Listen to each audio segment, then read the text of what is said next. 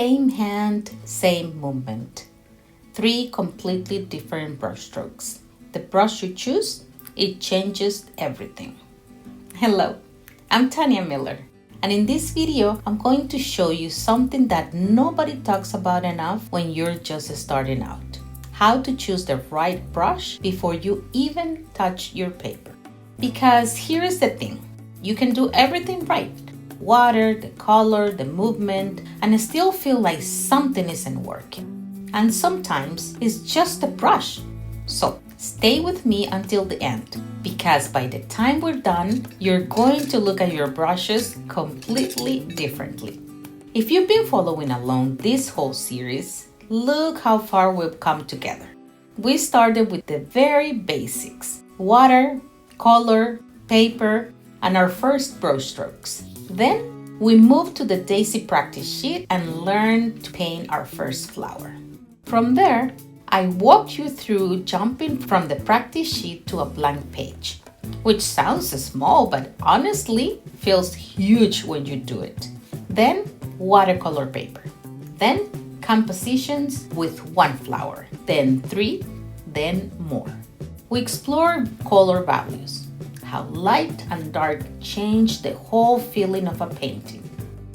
We painted flowers with backgrounds. We added mixed media details, gold, whitewash, fine liners.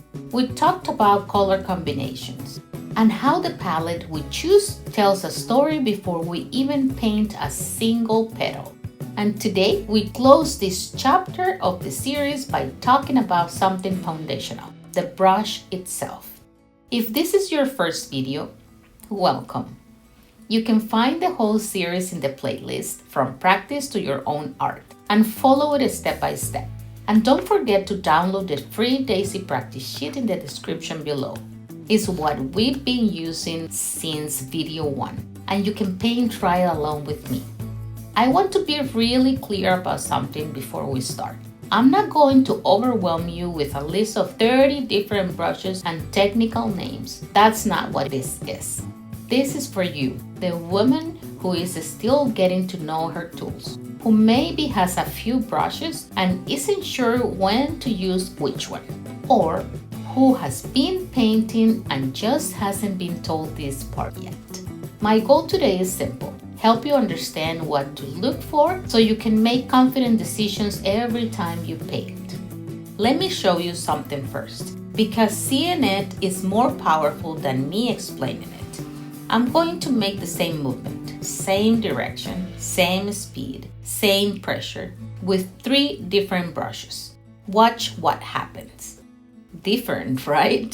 The brush is doing the talking, even when my hand is doing the same thing.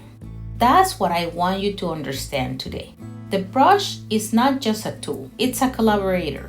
And knowing what each brush wants to do, that's how you stop fighting your painting and start enjoying it.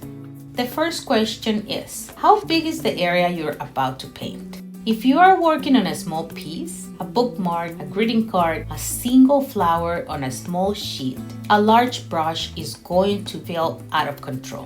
It holds more water than you need and covers more area than you want. If you are working on something bigger, a full page maybe, a background wash, large petals, a small brush is going to frustrate you. You'll be going back and forth forever and the color won't flow the way you want it to. My simple rule: match the brush to the area. Bigger area, bigger brush. Smaller detail, smaller brush. You don't need a lot of brushes. You just need to think about a scale before you start. Shape matters so much, and this is where a lot of beginners get confused. A round brush is your most versatile friend. It can make thick strokes when you press down and fine lines when you use just the tip. It's the brush I reach for most often.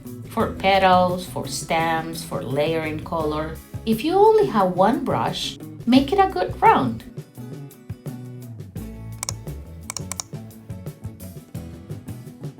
A flat brush is beautiful for washes. when you want to cover a large area with an even layer of color, or when you want to paint backgrounds.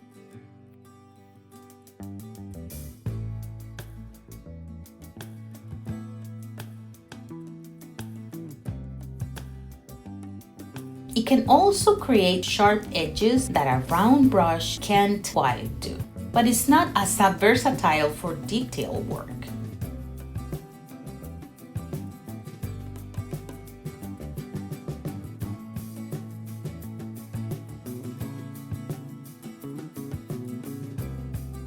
A liner brush, the one with the long, fine bristles, it's for details. Lines, center of flowers, fine stems, the little things that make a painting feel finished and alive. It takes a little getting used to, but once you feel it move, you love it.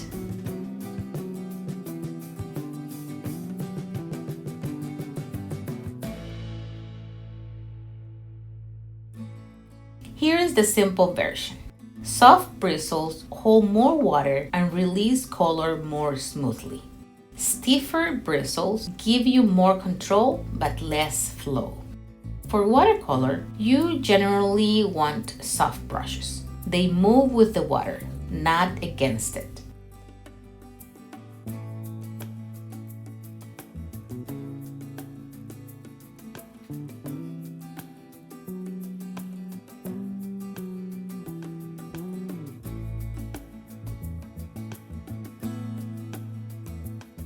Synthetic brushes can be wonderful, especially for beginners, because they are more affordable and still performing beautifully. You don't need expensive natural hair brushes to paint well. I want you to know that.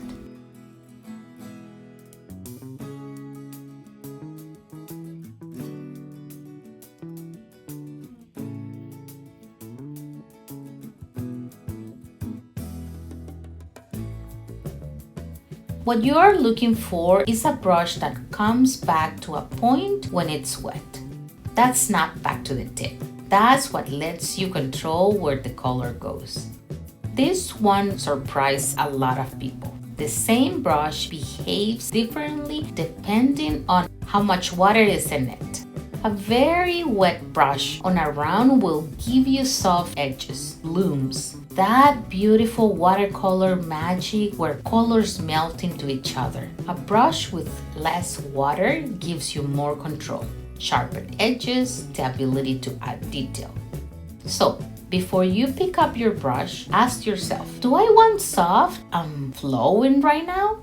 Or do I want precision? That answer tells you not just how to load your brush, but which brush to reach for. I have to talk about paper for a moment, because your brush and your paper are in a conversation with each other, and you need to understand both sides of it.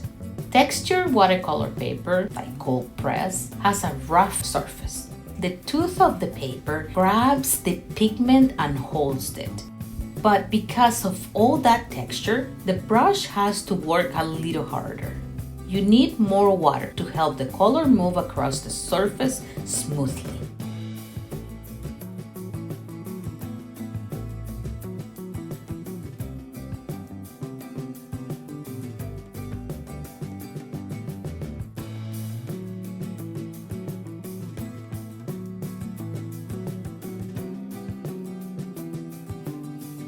If your brush feels like it's dragging, add more water. Smooth paper, hot press, or even regular printer paper like we use for practice lets the brush glide. It needs less water to flow, which also means mistakes happen faster and edges dry quicker. And one more thing. The consistency of your pigment. How much paint versus how much water is on your brush changes everything too. A very pigment-heavy brush or rough paper will look completely different from the same brush with more water. This is why I always say, practice first. Try it. See what happens. Your paper, your water, your brush. They are all talking to each other. Let me show you how I think through this when I'm about to paint. I'm going to paint our daisy, the same flower we've been working with the whole series. Before I pick up a brush, I ask myself, how big is this paint? I choose my brush size. What am I painting right now? A large petal, a small detail, a background? I choose my brush shape. Do I want soft and flowing or controlled and precise? I decide how wet my brush will be. What paper am I on? I adjust my water and pigment accordingly. See how each decision leads to the next. This isn't complicated. It becomes second nature very quickly. You just have to know what to ask. Here is what I want you to take away from today. You don't need more brushes. You need to understand the ones you have. Start paying attention. When something isn't working, before you blame your technique, look at your brush. Is it too big, too stiff, too wet, too dry? Your brush is giving you information all the time. Today, you'll learn how to listen. And if you want to keep practicing with me, I have a flower workshop where I guide you through 14 different flowers with 14 practice sheets included. It's a beautiful way to build your confidence with more variety. You can find the link in the description below. And if you are ready to go deeper, to really understand the fundamentals from the very beginning and feel confident in your process, my beginner watercolor class walks you through everything, step by step, from never having touched a brush to truly understanding the medium. That link is also in the description below. We've come a long way in this series together, and the journey doesn't stop here. In the next video, we are going to start something new, and I can't wait to share it with you. Stay with me. If you've been following this series, thank you. Truly, painting alongside you has been one of my favorite things. Now it's your turn. Go look at your brushes with fresh eyes. Pick one up. Try the same movement with 2 different ones and see what happens. And if you discover something that surprises you, tell me in the comments. I'd love to hear about it. All right, you know your brushes a little better now. So go play, explore, let the brush talk to you. Until next time, keep playing.